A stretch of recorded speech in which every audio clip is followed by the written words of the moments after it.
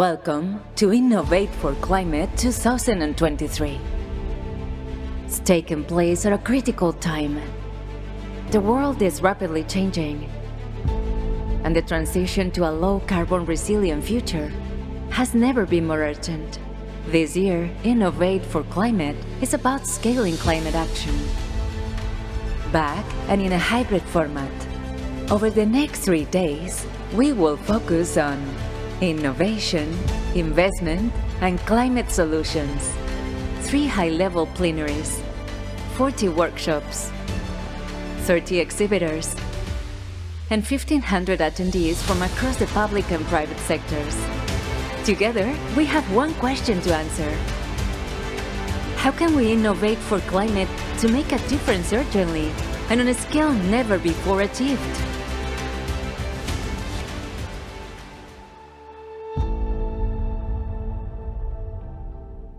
Please welcome to the stage your host for Innovate for Climate, Communications Lead Sustainable Development at the World Bank, Miriam Gray.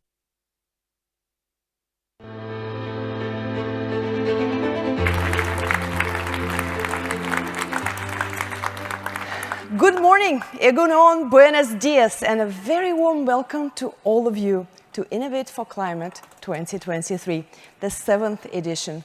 It is wonderful to be here together in person, and we are looking forward to 3 days of debating solutions and networking with each other. We have served the virtual successfully, but nothing beats being together, and what a great place Bilbao is to host our return to in-person live event. We are live streaming this session and have people joining us online from all over the world. To those watching us on stream, warm welcome to you too. I'm Miriam Gray, Communications Lead in the Sustainable Development Group at the World Bank, and I am very pleased to be here. Now, we all know that the last few years were unlike any other. COVID-19 and uneven economic recovery, Russia's invasion of Ukraine, and the food and fuel crisis, inflation and the tightening fiscal space have all dramatically impacted lives and livelihoods around the world. At the same time, the climate crisis is getting worse, with extreme floods claiming hundreds of lives, droughts impacting millions, and rising sea levels placing cities and countries at risk.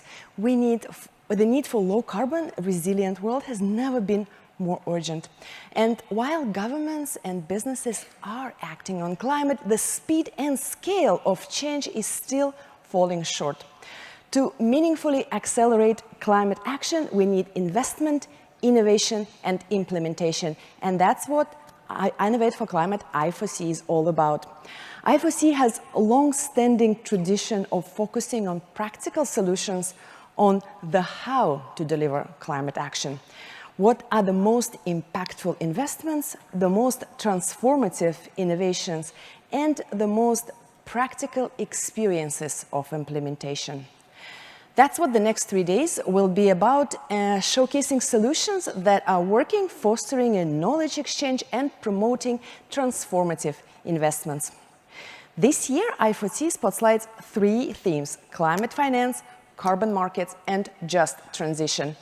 We will start each day right here in this room with a high-level plenary covering each of those themes, and followed by a rich program of over 40 workshops covering the latest in climate finance, markets, policy, and technology.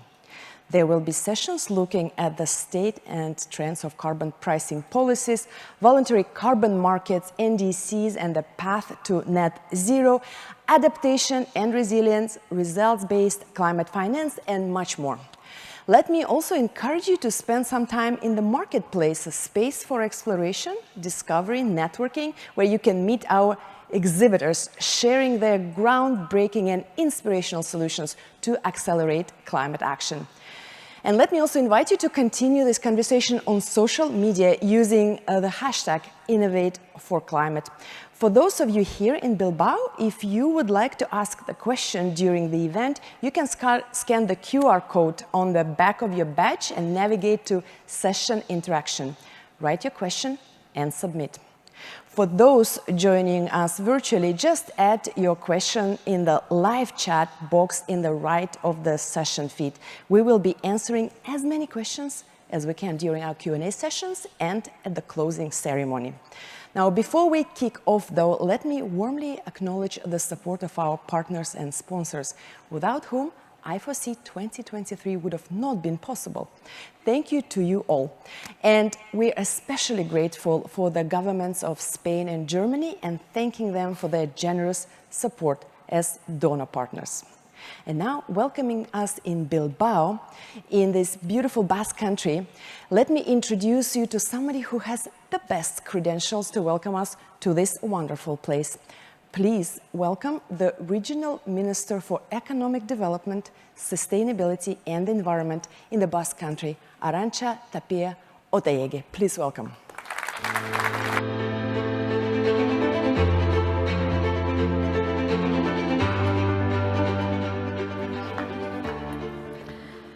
Ladies and gentlemen, thank you for being here in Bilbao and good morning. Egunon eta ongi etorri in our Basque language.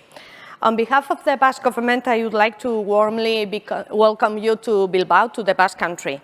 We are a very small European region with about 2 million inhabitants here, but we are one of Europe's best dynamic economies, more or less like Germany in terms of GDP per capita. The Basque Country is also an example on a region with broad powers to develop environmental policies, and we can proudly say that ours is a success story. In just 4 decades, we have shifted from an industrial model with a major environmental impact to being a territory with high levels of well-being and at the same time environmental quality. That has been thanks to commitment of our citizens, of the economic fabric, and of our public policies. We have successfully shown that economic growth is possible while improving our environmental indicators and, by extension, the quality of life of our population. And we continue moving forward. We have adapted the European Green Deal to our own context and specific characteristics here in the Basque Country by embracing and taking on board this philosophy.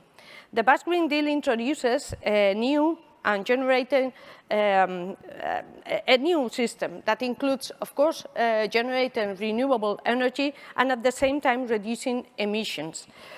But, however, it is not enough or restricted to those areas. And it seeks to be an economic model with industry and technology as the main levers.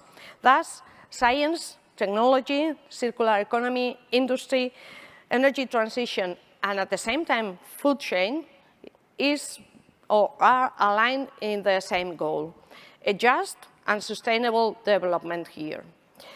As I have already mentioned, we are a small territory, but we have long experiences, and I would like to share some of our learned lessons here.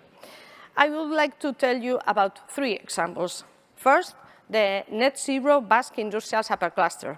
This initiative is driven by the Basque government together with 16 industrial clusters and the 2 main energy companies here, to speed up the reduction of emissions and at the same time working with industrial sectors and in turn to foster economic development using technology and innovation to decarbonize different sectors. And we expect that the initiative will have a positive impact on the generation of skilled jobs also. Second one, we are setting up a green hydrogen production, distribution and consumption here in the Basque Country.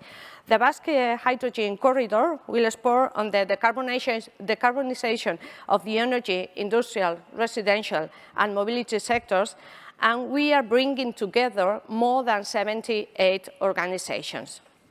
Third, the European multi-level projects like Urban Climate 2050 and Regions for Climate are mobilizing more than 24 million euros in the Basque Country, partly from the European Commission's LIFE and Horizon 2020 instruments. The aim is to adapt our territory to the negative impacts of the climate change and to advance in resilience. The Basque Country is also a demonstrator region on the European Union's adaptation mission. We are building a robust ecosystem of multi-level climate governance with the different levels of the administrations. Here in the Basque Country we have 3 different levels, with companies committed to decarbonization, cutting-edge leaders in the development of renewable energy technologies, knowledge generators, and specialists in the fields of monitoring, the coast, and the primary sector. And together with that, last week, we unveiled the Basque Energy Transition and Climate Change Act, and now it is making its way on our parliament. I would therefore like to end by stressing the key role that we as regions play in the necessary transformation. Regional governments apply up to 75% of the climate change mitigation actions and up to 90% of the adaptation measures. So we have often shown greater ambition and foresight than the states, governments which we are part of. So we need regions, we need local action. And finally, we believe that a new multilateral consensus is necessary. That will involve citizens, local, regional, and national authorities, civil society, and the economic sectors in close cooperation with the supranational institutions. The future of global governance is based on solidarity, decentralization, and inclusive multilateralism. That will be the only way to achieve the just transition we need.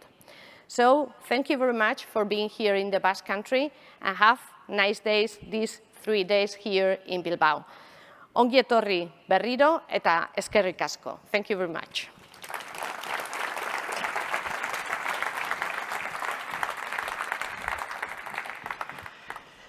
Thank you, Minister Otaegui, for your warm welcome. And now to open I4C 2023, a short video message from World Bank's Senior Managing Director of Development Partnerships and Policy at the World Bank, Mr. Axel van Trotzenburg. Axel hasn't been able to join us in person, but he sent us this message. It's my pleasure to welcome you to Innovate for Climate, the World Bank's Group annual global conference on climate action. The stakes have never been higher, and innovating for climate has never been more important nor more urgent. This year, we will focus on scaling climate action in a changing world through innovation, investment, and impact. These 3 days of discussion and action are a critical touchpoint in the lead-up to the Paris Summit in June, to the UN Climate Summit in September, and COP28 in November. The world's expectations are high that we act fast to get climate action back on track. To keep 1.5 degrees alive, we need a massive scale-up of climate finance supported by extraordinary innovation, robust partnerships, and implementation at scale. This is a hugely ambitious agenda, but it is possible.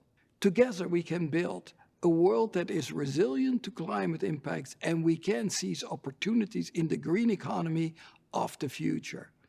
Over the next 3 days, we will bring together representatives from the public and private sectors across the world of finance, markets, policy, and technology to showcase opportunities, exchange knowledge to focus on the big issues and drive results. This year, I4C will explore 3 core topics. First, climate finance. Together, we need to drastically increase climate finance. Governments, the private sector, and multilateral banks will all need to play a role to mobilize resources and align financing flows towards meaningful climate action. The bank has long been the leading provider of climate finance, but we want to do much more. We stand ready to play our part. What should the future of climate finance look like? Second, carbon markets. These are vital instruments that can incentivize emission reductions and crowd in resources for climate action.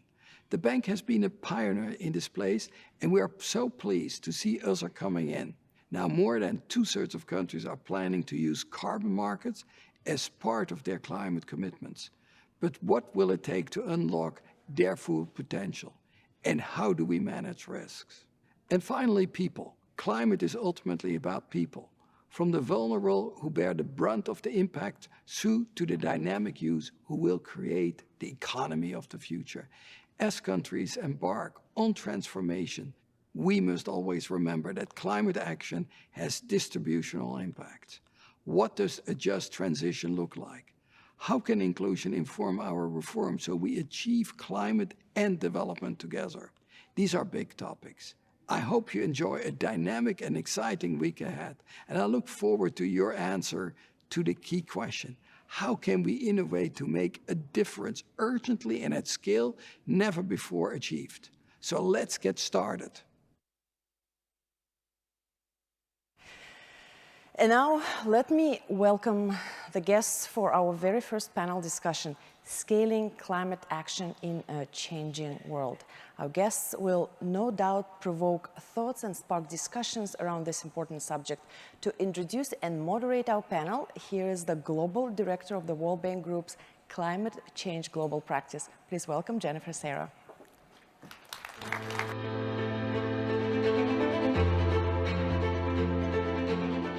Thank you so much, Miriam.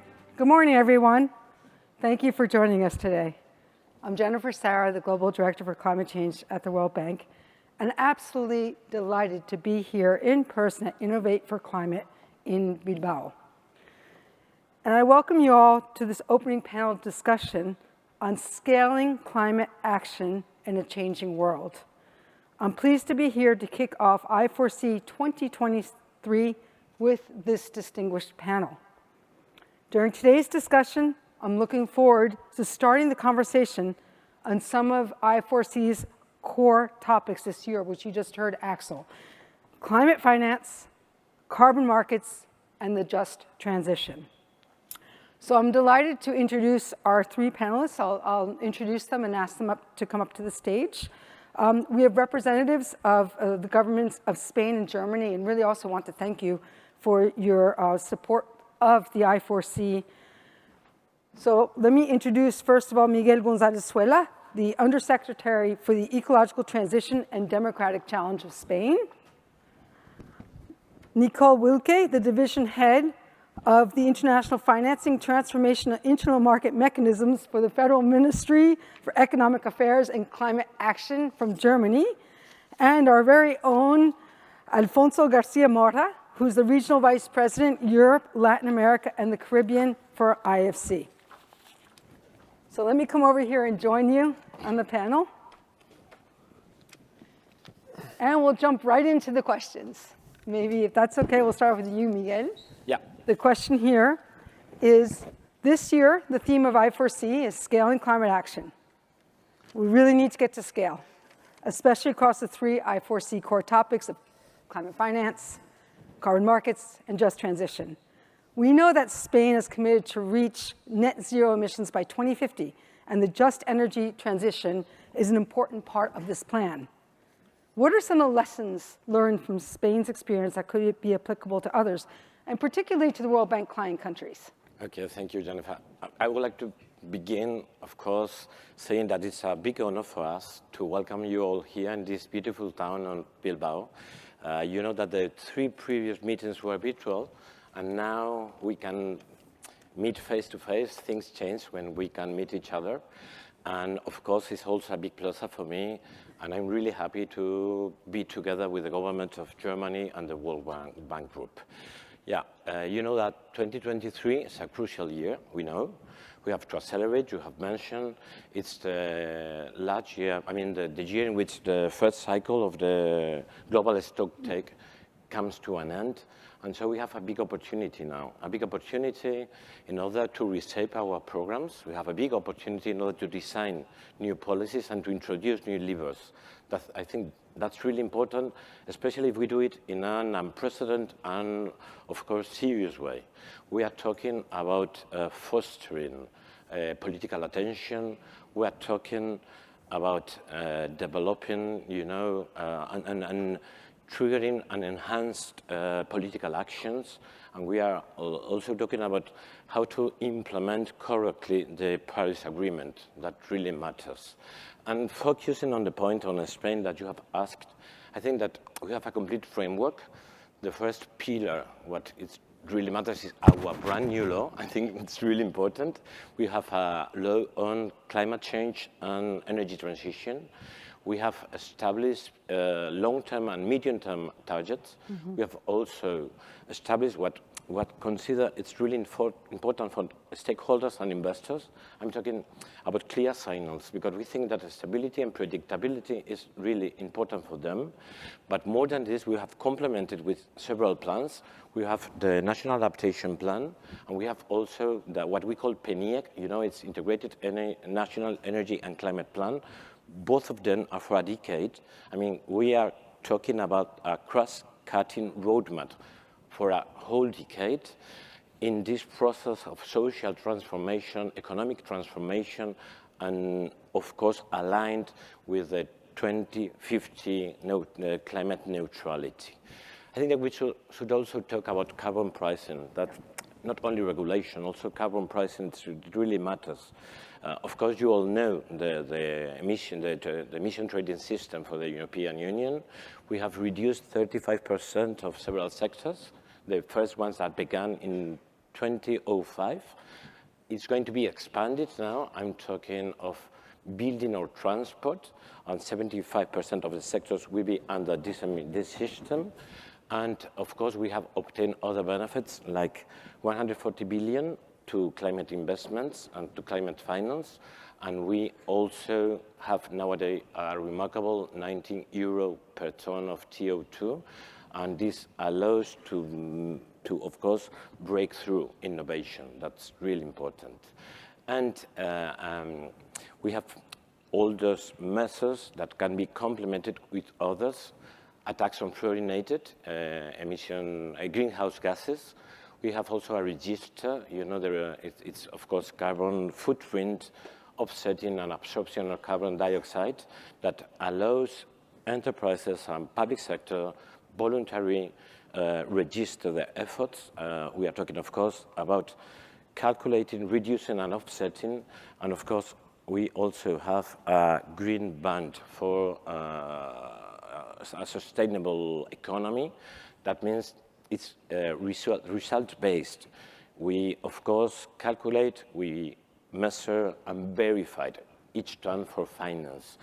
And finally, I could highlight also the Treasury's actions. I'm referring to a method that can be exported. It's, they have developed bonds, green bonds, and this has transformed the market, creating new green capital markets, and also amplifying the investor space. And so I would finish saying that I think it's important in our case that we have give clear signals for the sector, that we have developed, of course, cross-cutting, multi-sectoral, ambitious, science-based programs and policies, that we have developed and include all agents, including and fostering and promoting public and private cooperation, and all instruments. Green taxonomy, markets, carbon pricing. That would be my first intervention. Well, thank you so much, Miguel. That was a very comprehensive overview of looking, vision, law, targets, policies, plans, predictability, and of course the role of financing. And you do talk about carbon pricing. So that's a good way to turn to you, Nicole. Last year at Innovate for Climate, Germany was a leading voice in discussions on carbon markets and the authorization of Article 6. Germany is also committed to reach net zero emissions by 2045. What role do you think Article 6 can play in helping the global community to reach net zero? And how do we make sure markets evolve in a way that benefits developing countries? Thank you, Jennifer, for giving me the floor. Before answering your questions, which I like a lot, allow me to convey the apologies from my State Secretary, Stefan Wenzel, who would have loved to be here, but for domestic reasons he couldn't travel. So With that, let me start and answer your first question, which is about Article 6 and its role in helping to reach net zero. I'm really convinced that a well-designed and ambitious carbon pricing instrument, including cooperative approaches, will have a key role to play for the transformation of our economies. We cannot achieve climate goals alone. We need to work together internationally with public and private stakeholders. This is what the cooperative approaches and Article 6 of the Paris Agreement aim at. So yes, Article 6 can play a key role in helping the global community to reach net zero, but the challenge is to get the design right to support sustainable development and enhance environmental integrity in host countries. With regard to your second questions, allow me to highlight 3 points to achieve those goals. Firstly, implementation in a robust way will require further technical work and capacity building support, for instance, with NDC nationally determined contributions and long-term strategies. To become fully prepared to engage in Article 6 transactions, host countries first need a clear picture on how to implement all parts of their NDC in order not to jeopardize their national climate goals. Secondly, countries should also define sectors and activities where Article 6 transactions could take place. And thirdly, we know that large investments are needed to finance the transformation to net zero. Private finance must also play a key role here and can help us to bridge the emission gap. Countries can develop a strategy how to use Article 6 to also engage the private sector in NDC implementation and in the longer perspective also to raise ambition. I would like to encourage the private sector to use Article 6 carbon certificates for voluntary offsetting beyond own mitigation efforts. By using Article 6.4, the private sector can help countries achieve their NDCs in a transparent manner or use corresponding adjustments and help us to go beyond NDCs and raise mitigation action further to collectively achieve net zero. However, transparency of the type of mitigation certificates used is really crucial. Thank you. So thank you very much, and I really appreciate how you talk about the need for a cooperative approach. Also long-term planning, that we heard that from Miguel as well, the NDCs and the long-term strategies to frame how governments go about moving ahead in this direction. And the devil's in the details. You need to define the sectors and you need to define the activities and of course the role of financing and private sector financing. So Alfonso, over to you on the World Bank Group and emissions reductions. And we know the scale of climate and development challenges facing countries today is immense. And addressing this requires everyone to play a part. Country policymakers, the private sector, civil society, development banks like the World Bank Group. So maybe can you tell us a bit more about how the World Bank Group is stepping up to do more to address these global challenges of delivering both climate and development? Thank you, Jennifer. So thank you, and thank you, colleagues, for organizing this fantastic conference. It's a pleasure to be in Bilbao, talking about climate, and after hearing Minister of Arantxa telling us how the Basque Country has been evolving on this thing, and also the government of Spain, government of Germany. I think, Jennifer, that all this brings us important lessons for emerging markets, which is where the World Bank Group has to play. No? And as you can imagine, the difficulties that we face when trying to move this agenda in these markets, that in many cases do not have many of the means that we have in developed countries, are not small. No? The World Bank Group is focused on three, or I would say three big buckets. No? One is strategy, second policy, third financing. And the combination of the three is what will probably make us or take us to a successful situation. On a strategy, we defined the level of ambition in what we call the CCAP, or the Climate Change Action Plan 21-25. It was approved in 2021 in the middle of COVID. And I have to say that if you haven't looked at it, I think it's a good reading to see where the World Bank Group sees the institution and how the World Bank Group think that can help emerging markets and developing countries in going in that direction. Two main commitments out of this strategy. One is that all the operations from the World Bank Group will be Paris aligned. and 35% of all the financing that the World Bank Group provides will be climate finance. And 35% being climate finance is a bold statement, because as you can imagine, this means approximately between 35 to 40 billion a year at least. And this is something that the World Bank is implementing, I4C is implementing, so both the public and the private sector arm of the institution.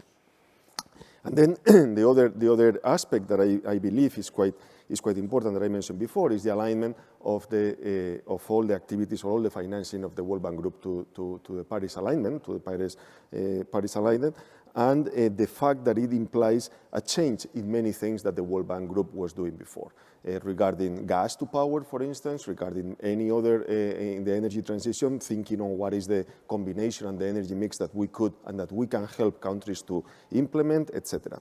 The second piece on the strategy is the evolution roadmap, which is something that is now happening, as many of you may already know. This is a discussion between the board, a reflection, management, the board, the shareholders of the World Bank Group, so basically the world, on what the World Bank Group can do in order to step up I would say our work on the climate agenda. And here there is one thing that I believe is quite relevant, which is the endorsement by the governors to integrate the sustainability and the resilience in the main mission of the World Bank Group. As you know, the main mission of the World Bank Group is to eradicate poverty and share prosperity. So these are the twin goals, and this is the main objective of the World Bank Group. And now what we have done is to integrate sustainability and resilience in this mission, which is, as you can imagine, a big change. On the second level, policy level, one of the big flagships, and this is totally available for everybody in the webpage of the World Bank Group, is what we call the CCDR, which is kind of an integrated assessment of the country climate development reports. This is what CCDR means, and this is a joint report that the World Bank Group has done for every single country in which we operate, thinking on what are the policies, what are the regulations that need to be changed, that could be changed in order to catalyze private capital and to catalyze private sector to mobilize all the financing that is needed.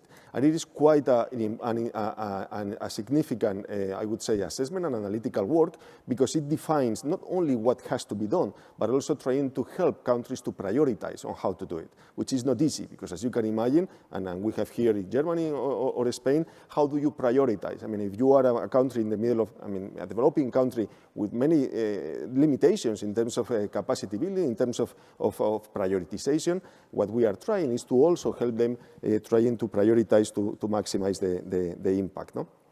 And there, as I said, the reforms are critical, related to the financial sector, related to carbon pricing, related to standards, energy efficiency. And the last piece, which is the financing part. And the financing part is where, of course, the World Bank Group brings part of the capacity, not the only one, because as you well know, the knowledge and the technical assistance is critical in our work with countries. But on the financing, let me probably focus on two big issues. No? One is to really think on what we call the cascade approach. And what does it mean, cascade approach? What it means is that in order to go from billions to trillions, we need to make sure that we can maximize the use of resources from the public and the private sector. So the idea is those things, those investments that the private sector can be done, let the private sector do it. And let's focus the public sector in investing in those things that actually require a public sector intervention and removing all the barriers that exist for the private sector to come in. And the second one is creating bankable projects, no? Which is something that the World Bank Group also helps countries to do. To give you an estimation, in many developing countries, project development costs between 5 to 15% of the total cost of a project. 5 to 15%. Which is a huge cost if you think from a financial perspective. So the work of the I4C and the work of the World Bank, helping on the ESG frameworks, helping on the due diligence, etc., can really help countries to create bankable projects, and by that, to crowd in private investments. Excellent. So thank you, Alfonso. I mean, it's consistent. We're hearing across the three speakers. You need a strategy, you need policy, you need financing, of course, you need the projects and the investment opportunities. So let's get to the innovate for climate, the innovation in the innovate for climate. So this is a question to all of you. We know that innovation is key for climate action. And let's go in the same order again. Start off with you, Miguel. What are some specific examples of innovative approaches to climate action that have been taken by Spain? And again, how might they be applicable to the emerging markets and developing economies? Thank you, Jennifer. I think we are we have been especially innovative and pioneering on social aspects. I think we must focus on that point. We must anticipate and take people's concerns into consideration. So you know that they must be at the center of this process. We all know also that we can let anyone behind, never. And of course, we must offer affordable and positive solutions in a positive manner. And even more than this, I think we must listen to their worries, their concerns, and to achieve their buy-in in order to move forward. That's the idea. We have two examples. We have a framework for just transition. We reach an agreement in all regions with labor unions, with, of course, companies, with regional authorities, and also with national government. And of course, we focus on employment, on opportunities, or fixing population, or on dialogue. That's really important. We have developed different policies, including that one component for the Spanish Resilience Transformation Plan is referred to just transition. And we, of course, have tenders for these situations. We focus on deployment of renewable energies, but more than this, we are also working on different areas, infrastructures for ecotourism. We are talking also about sustainable agriculture. What really matters is to listen to them, to attend vulnerable people, to avoid these situations. They must understand, they must believe in this process. And we have focused on women, especially 30% of our investments are for this sector of population. That would be the first example, I think, is a success in this country. The second one would be our climate assembly. We organize one climate assembly with people, and of course, it's a new kind of democracy. They participate in the public policies. They are at the core of the public policies. They reach agreements. They learn a lot about climate. They, of course, obtain consensus, and they made proposals that we are following nowadays. So I would finish saying that this process must have values. And we are talking about equity, we are talking about solidarity, and we are talking about justice. Excellent. Well, this is real equity, solidarity, and justice. And I really appreciate that our first example of innovation is really on the just transition and the people dimension. Nicole, let's turn to Germany. What excites you? What do you think is an innovation that can have the biggest impact in reducing emissions and accelerating the transition to a low-carbon economy? Thank you for giving me this opportunity to highlight a few examples from our practical work, and I'm looking more at the technical side right now. We've heard about the human side, I would call it, from the previous speaker. My first example is with regard to those sectors which are hard to abate, but that are the ones that are really important for us to drive the transition. And the sector I'm here referring to is the aviation and shipping sector. We have a very recent project there, which is called Uplift. It's a fully ground and flying test bed based on a regional airplane. It will allow us to test alternative fuels, especially hydrogen-based propulsion technologies for the decarbonization of the aviation under real flight conditions in order to significantly accelerate their development. Another kind of projects which we have are those where the innovation is important, but it's also important to mainstream existing solutions and find innovative answers on how they can be financed. Here I believe that Article 6 can in some cases play a key role to find those solutions. The first example I want to give you here is the one which is which addresses sulfur hexafluoride, SF6. G7 countries have recently recognized the rising problem with the use of SF6. The gas is used for installations in electrical grids. As a result of the energy transition, its global demand is increasing and zero-emission alternatives exist. My ministry is now planning to launch a global initiative to phase out the use of SF6, looking also at how the financing gap can be closed also by considering Article 6 as an instrument. Another very relevant sector we are addressing is cooling. With growing demand on refrigeration and air conditioning, greenhouse gas emissions increase, both due to the high energy use and the use of refrigerant substances that cause substantial emissions as they leak. A further problem are the old appliances, which often are not disposed in an environmentally sound way and result in an estimated amount of 1.5 gigaton CO2 equivalent emissions per year. With different projects, we are addressing the problems and work of financial solutions using Article 6 in the financing mix. The project Cooling Program for Southern Africa will pilot a financing tool to replace conventional air conditionings with green air conditioning and in that region, while the Climate and Ocean Protection Alliance addressing the high mitigation potential from old appliances. Well, this is exciting. I mean, you're talking about aviation and shipping, alternative fuels, SF6 phase out, cooling, and really the importance of incentives provided by Article 6 in the carbon markets. So thank you. And Alfonso, over to you. World Bank Group, are we innovative? You have to tell me.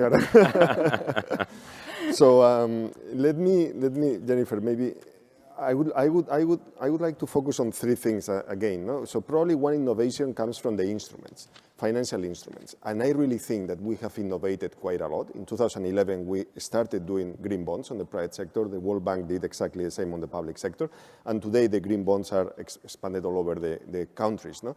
And again, think on countries where the capital markets are not very well developed, where the financial sector is not developed, how to introduce green bonds and this type of instruments in these markets is key. But now we have also done blue bonds, sustainable linked bonds, or the outcome-based bonds that the World Bank has started doing. No? So continued innovation on the financial sector side is critical. But the second piece is this has a risk, and it's the greenwashing risk. And that's why the setting standards and the role that the World Bank Group can play setting standards is critical. Today we have 200 taxonomies of sustainable finance in the world, 200, which is ridiculous. So we really need to help creating taxonomies that are similar, that can create asset classes, that can really make the life of investors easier and therefore more comparable one to the others. Now, these taxonomies on financial sector, but the same thing in certification of green buildings or ESG framework, or these type of things. And then the last piece, or the third one, is the new technologies. No? How can we continue moving and advancing on new technologies in developing countries? And here is where I think that the World Bank Group is playing a big role, thinking on battery storages, on green hydrogen, on offshore wind, electromobility.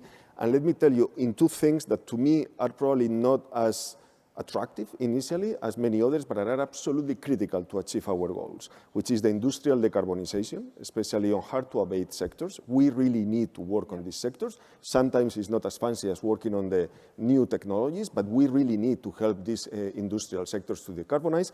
And the last one is carbon sequestration, which is also a key issue where the World Bank Group can play a big role. Excellent. Well, thank you. Well, we heard quickly on innovation, social, technologies, financial standards, taxonomy. I'm really sad the time is up. We're going to have to wrap this up, but I do want to take this opportunity to really sincerely thank, first of all, Spain for hosting this edition of Innovate for Climate here in Bilbao. The 7th time back in person, wonderful to be back in person. And Germany, you've been a long-standing supporter of Innovate for Climate as well, and we really also want to thank you for your commitment, and also Alfonso for joining us today. So thank you all very, very much, and I wish everyone a wonderful Innovate for Climate conference. Thanks a lot.